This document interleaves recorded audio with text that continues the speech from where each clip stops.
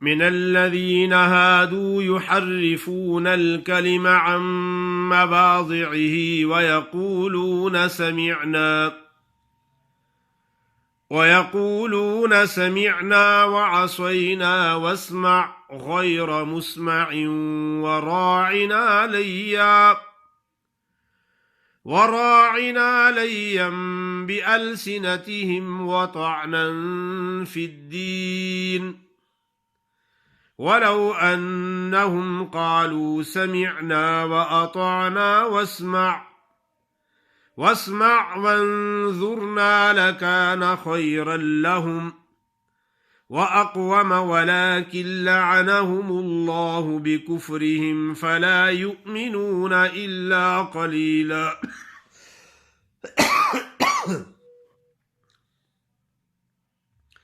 يا أيها الذين أوتوا الكتاب آمنوا بما نزلنا مصدقا لما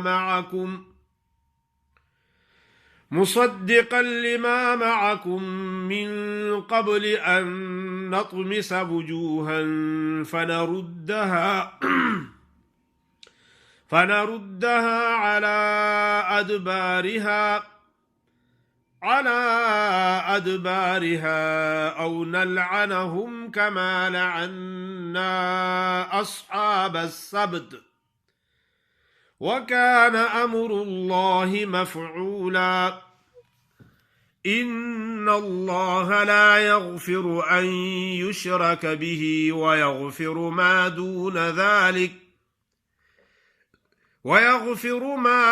ذلك لمن يشاء ومن يشرك بالله فقد افترى إثما عظيما.